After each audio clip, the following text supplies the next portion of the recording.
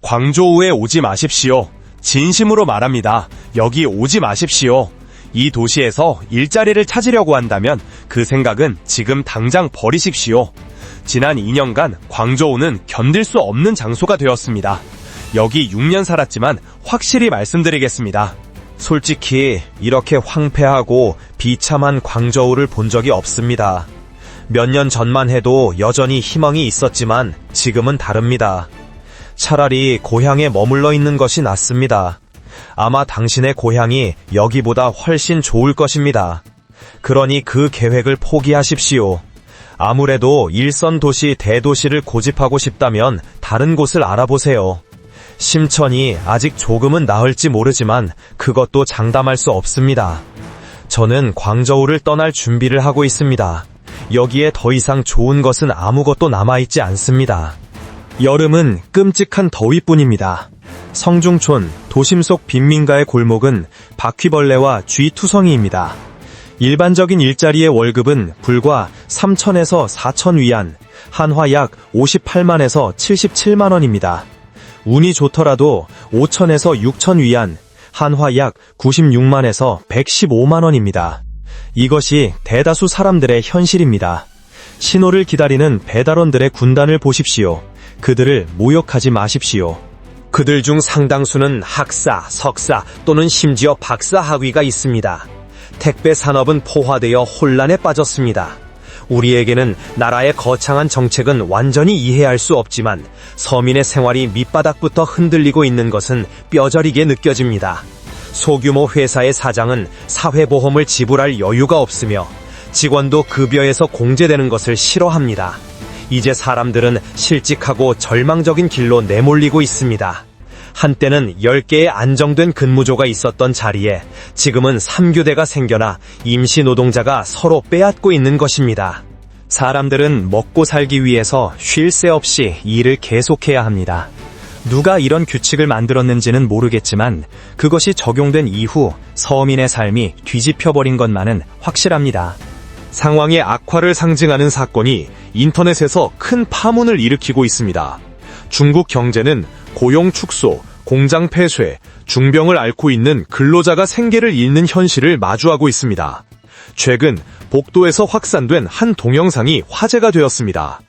50대, 60대의 남성 4명이 일자리를 찾을 수 없고 하루 종일 아무것도 먹지 못해 국어를 강요당하고 있었습니다. 네티즌들은 가슴 아파했습니다. 동영상 속에서 아저씨들은 퀭한 얼굴로 앉아 있었습니다. 촬영하던 여성에 따르면 지나가는 사람들은 그들을 쫓아내기만 했다고 합니다. 한 아저씨는 하루 종일 일자리를 찾았지만 60세가 넘었다는 이유로 아무도 고용하지 않았다고 말했습니다. 그는 자괴감에 빠져 자신의 뺨을 치며 이렇게 말했습니다. 이 늙은 얼굴은 아무래도 좋다. 그냥 한 입만 먹게 해줘. 여성은 그들에게 국수를 사주었지만 이 동영상은 큰 논쟁을 일으켰습니다. 사람들은 밑바닥의 삶에 깊은 슬픔을 느낍니다. 절망 앞에서는 존엄 땅이 챙길 수 없다는 말 그대로입니다. 노인이 이렇게 고통받고 있다면 젊은이들의 고난은 상상하기 어렵지 않습니다. 비즈니스 현장도 생지옥입니다. 한 대출 중개업자는 광저우의 참상을 이렇게 말합니다. 누구에게나 괴로운 시대입니다. 저 자신도 빚을 갚기 위해 매혈, 피를 파는 것까지 생각할 정도로 몰려 있습니다. 이렇게 살아갈 용기가 없습니다. 본전치기라도 하는 곳이 5%, 이익이 나는 곳은 불과 5%입니다. 저처럼 되지 마세요. 올해 실제 매장에 전속 직원이 있는 경우는 드뭅니다. 일명이 2인분의 일을 해내고 있습니다. 여성은 남성의 역할을 강요받고 남성은 육체의 한계를 넘어 일하고 있습니다. 도대체 어떤 경영자가 이것을 기대하고 있습니까? 마치 초인이 되기를 요구받는 것 같습니다. 경영자들은 화면 뒤에 숨어 있습니다. 당신의 가게도 이런 느낌입니까? 저는 대출을 중개하고 있기 때문에 광저우의 진실을 이야기해야 합니다. 월급이 2개월, 3개월 또는 반년째 지급되지 않은 회사가 수두룩합니다. 더 나쁜 것은 어느 날 갑자기 그룹 채팅방에서 회사는 해산한다, 너는 해고다 라는 메시지가 도착합니다. 이것은 실화입니다. 한 고객은 고용주로부터 공식적인 해고 통지조차 받지 못했다고 말했습니다. 단지 불가능한 업무를 떠넘기고 할 수 없다면 그만두라고 말할 뿐입니다. 사무실 옆에 있던 아이들의 놀이터조차 야반도주했습니다. 회원비 1,000위안 이상을 가지고 도망쳤습니다. 이번 달 들어서만 이것으로 2번째입니다. 다니던 이발소도 선불금을 들고 도망쳤습니다. 벌써 엉망진창입니다. 제 공장은 파산하고 폐쇄했습니다. 집은 100만 위안 이상의 빚에 담보가 되어 있습니다. 한때 행복했던 가정은 무너졌습니다. 저는 빚투성이인 어머니로 남겨졌습니다. 빈곤에 빠져서야 비로소 이해했습니다. 산속에 살면 부가 먼 친척을 데리고 오지만 도시에서 가난해지면 아무도 쳐다보지 않는다고. 속담 그대로 떨어진 봉황은 닭보다 못하다는 것입니다. 중산층의 몰락도 멈추지 않습니다. 이곳은 베이징에 사는 42세 남성의 수기입니다. 작년에 나는 200만 위안을 가지고 마안산에 갔고 할인 슈퍼를 2곳 오픈했습니다. 그러나 1년도 지나지 않아 자금은 바닥나고 생활비조차 남지 않게 되었습니다. 올해는요, 한층 더 가혹합니다. 개점 당초는 1일 매출이 2만 위안이었지만 지금은 불과 수천 위안, 집세를 지불하기도 벅찹니다. 저는 1983년에 태어나 42세입니다. 실업한 지 8개월, 인생은 엉망입니다. 아무것도 이룬 게 없습니다. 집도 차도 가족도 없고 베이징에서 월세살이하는 독신입니다. 다른 42세는 아이들의 웃음에 둘러싸여 의지할 수 있는 파트너가 있다는데 제 42살은 월세방에서 외롭게 살고 있습니다. 구직활동 때문에 잠을 잘 수 없습니다. 끝없는 불안한 밤이 계속됩니다. 중국 경제의 붕괴는 젊은이들만의 문제가 아닙니다. 중장년층도 실업의 쓰레기장에 던져지고 있습니다. 1975년생 남자는 이렇게 한탄합니다.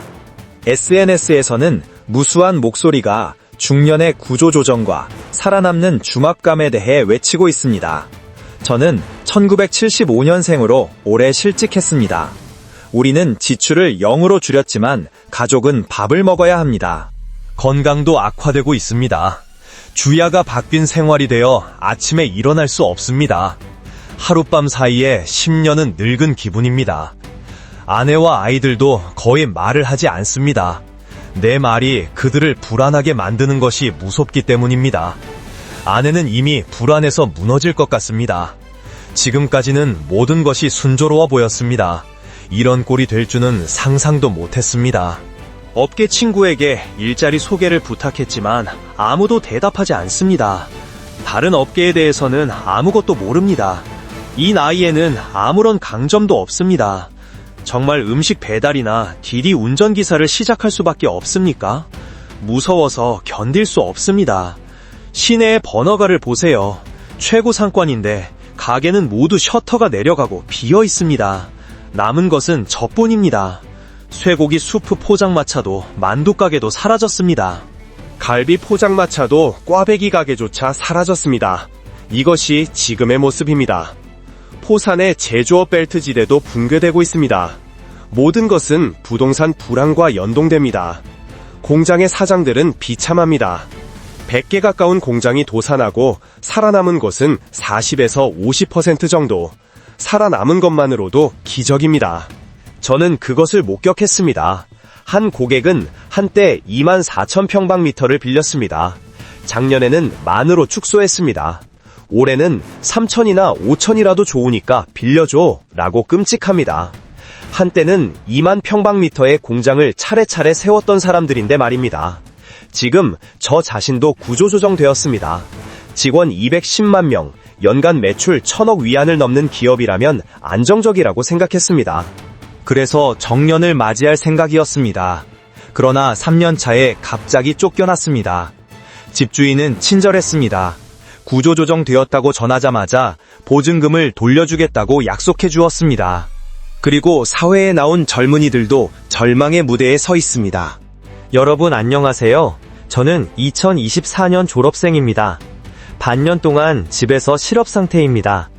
지난밤에도 손가락 감각이 사라질 때까지 구인 앱을 계속 스크롤했습니다. 우수한 성적으로 회계직에 계속 지원했고 완벽에 가까운 자기소개서도 보냈습니다. 그러나 돌아오는 것은 침묵이나 거절뿐. 굴욕적인 월급 1,500위안, 한화 약 29만 원의 일조차 받아들이려고 했습니다. 저는 1등 장학금 수급자로 전공 성적은 모두 90점 이상입니다. 그래도 그들은 신입은 다들 이래 라고 말하며 저를 버립니다. 이것이 지금 중국의 현실입니다. 중국 경제는 자유낙하 상태입니다. 산업은 붕괴하고 가게는 셔터를 내리고 있습니다.